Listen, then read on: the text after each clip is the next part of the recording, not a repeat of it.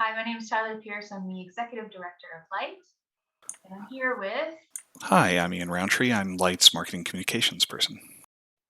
So, today we're going to go over how to conduct anonymous participant surveys. This video is for LITE partners who are working with us to create jobs and opportunities in the community. So, a little bit of background.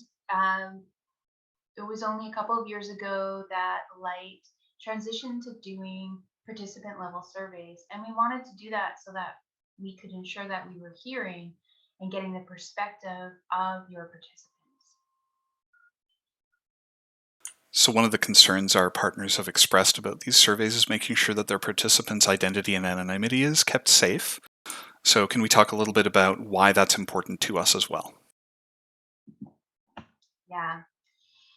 So we are looking for participant level feedback, but we also want to make sure that that feedback can be honest and that participants can tell us things that maybe we would need to grapple with, what that some of their perspective might be.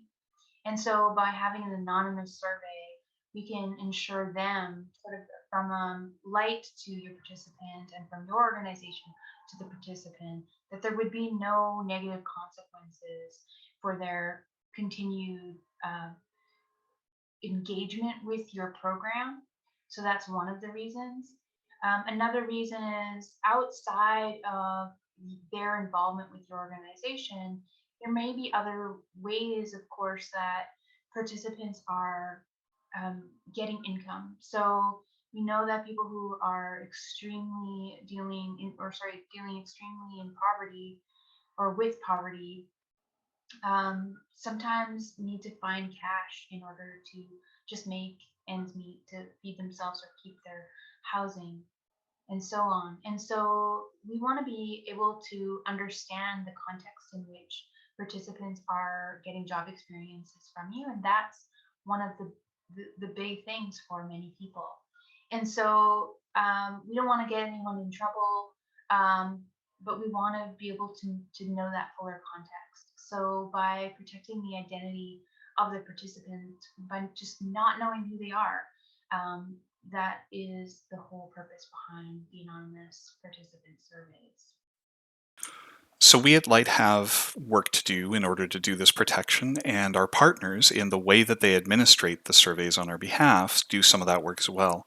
Can we talk a little bit about how the partners deliver the surveys and some of the best practices that we've set up so that anonymity can be maintained, but so that we also get some honest feedback because we need the good and the bad as well?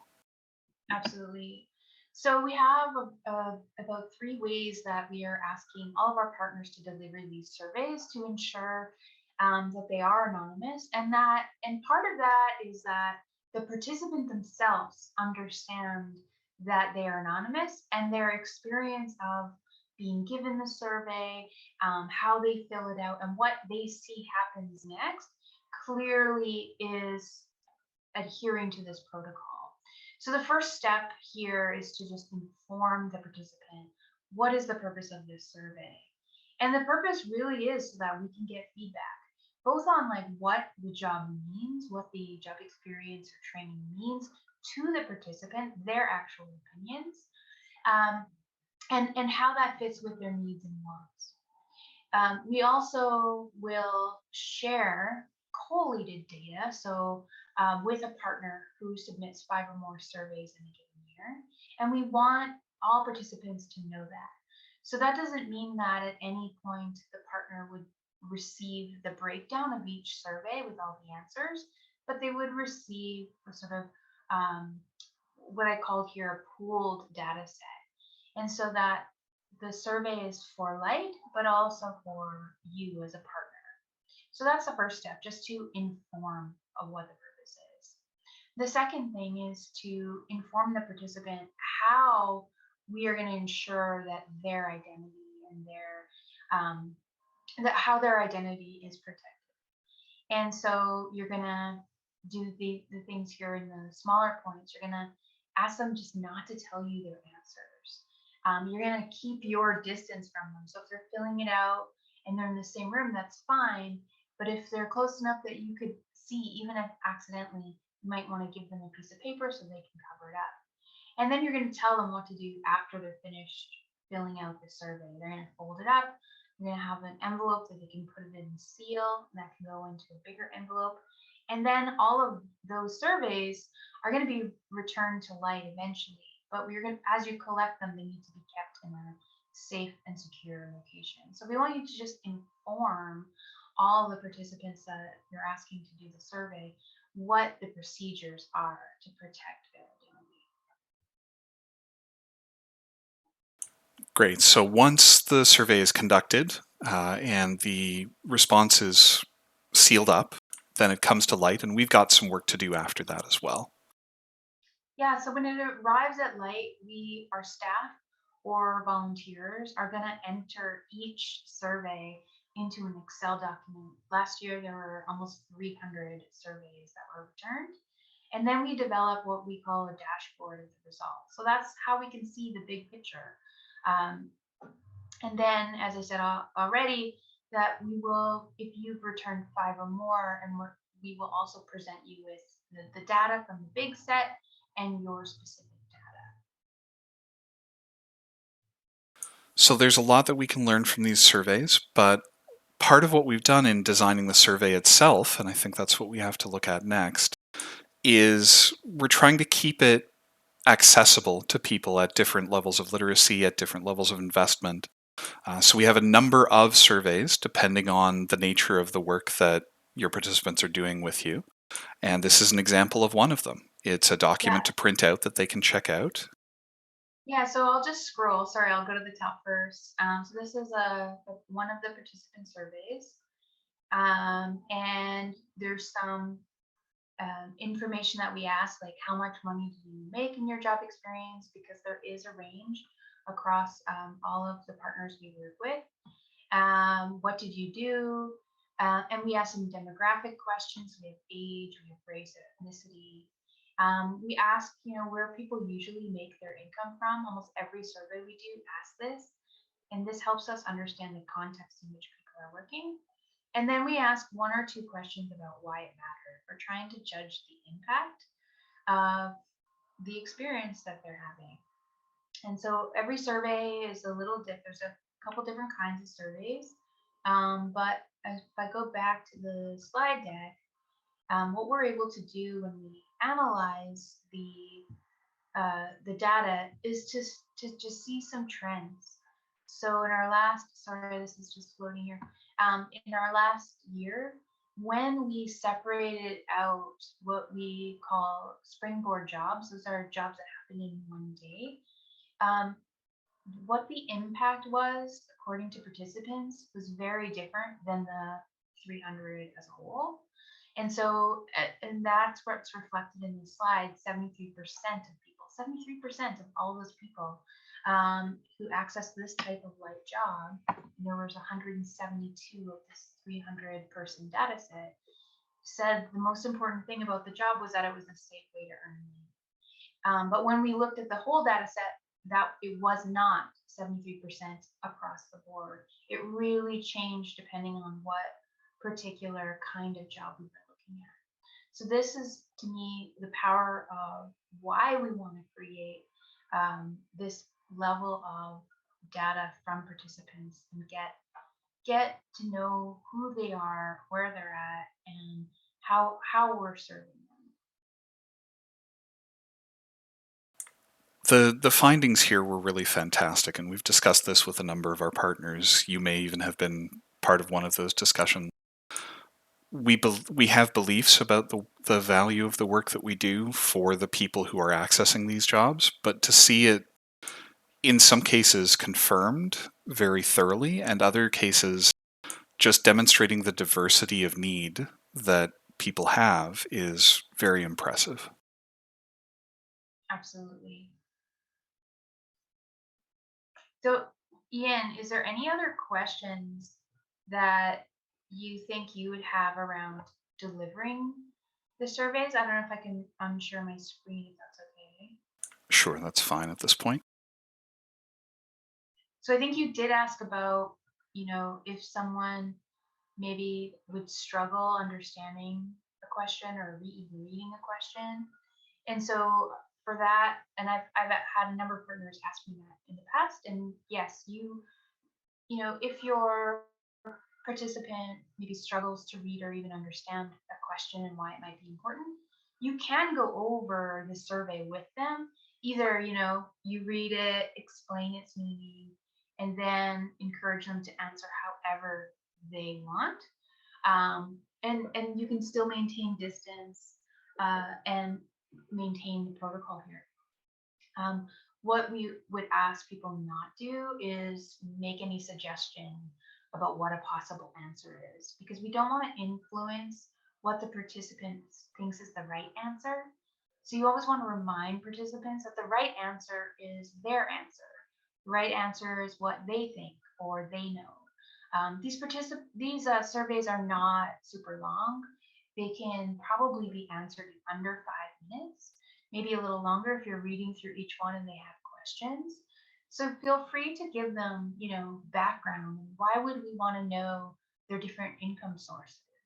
Well, we want to know which population of people who are really struggling that we're meeting, right? Like if we meet, people who um, are the majority who are like maybe, making money by panhandling, that would tell us something more about the population we're serving versus if they have, another a part-time job.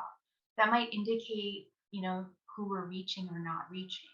And so it's not about right answers, and it's not about like, kind of exposing yourself, if you get, a sense there. But like, it's really like, who are you? How do we contextualize why this job matters to you?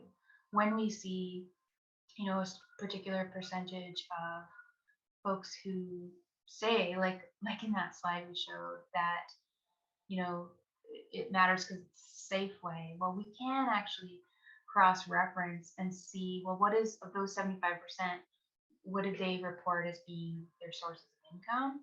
And that can help us know where we need to advocate more, where we need to get more funding to support a particular kind of job or serve a particular population. So just remind your participants that don't don't worry about the right answer, because the right answer is their answer, and that's what we're interested in with these surveys. Great. So the only other question that I believe I've heard repeated from our partners is, how is the best way for them to get the surveys back to us? Should they be sending them one at a time? Should they collect them for the end of their project? Do they want to deliver them in batches? Do we have a preference that would help them keep their staff time on this process down as well? Yeah, so I think there's the simple answer is you're going to do what works best for you. My general recommendation is, we'll give you envelopes, we'll give you printouts of the different surveys.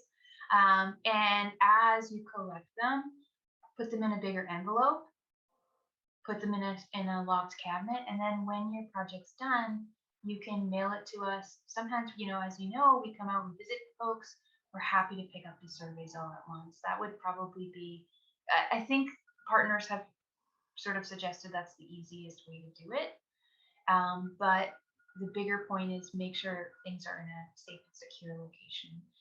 The other thing I'd say is that part of the protocol is actually informing the participant, right? Informing the participant that we'd like to do a survey.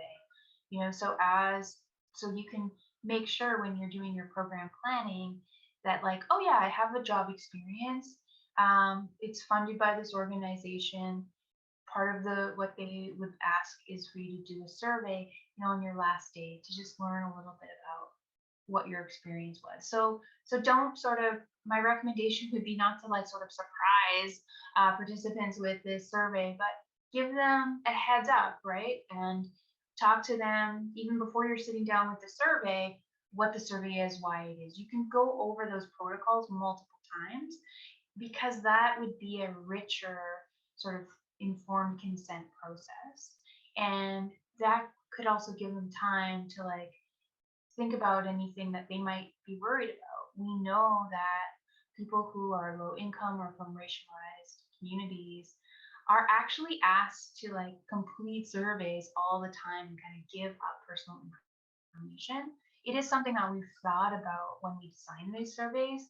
And we didn't talk about it earlier, but it kind of is why we don't want to know like their name. We don't want to be able to trace it back to them because we recognize that if you are poor and if you are racialized, you are often asked to give up information that you don't know where it's going to go. And so we really want to inform people why we're asking these things, how we're going to use any data, and make sure that they feel like, yeah, like this is me giving my authentic feedback is going to help others who are in my situation.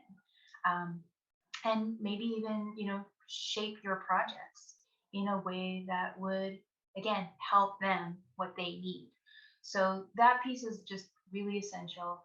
Give people the heads up about it, even at the start of your project, and then, figure out if they would need someone to read it with them, if they would feel more comfortable in a group doing it, and just have that conversation.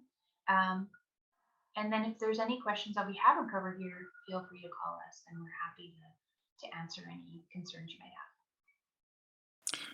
Great. So who specifically should they be reaching out to then?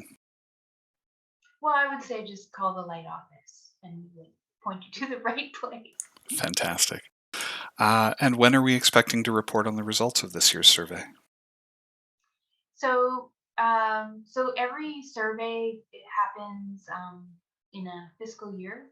So we're just starting the new fiscal year. It started in April, and normally that means that we'll be hopefully reporting in March or April of next year.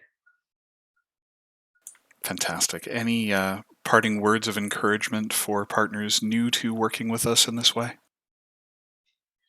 Well, no, I mean, I think the feedback that we've gotten from partners so far is that it's a new process for many of them.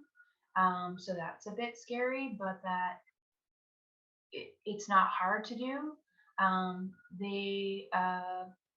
Yeah, it's just a slightly different way of doing things, really. But what it has also meant is it's kind of eased up some of the other data requirements that we used to ask for because it's really participants sort of evaluation and needs and sort of feedback that is actually, we think, the most important of any kind of reporting an organization can do. So we think this is a good for both participants, for us internally, and we hope for partners. Great. Well, we look forward to seeing our partners' project succeed and hopefully serving them better in the future. Awesome. Thank you. Thank you very much for watching.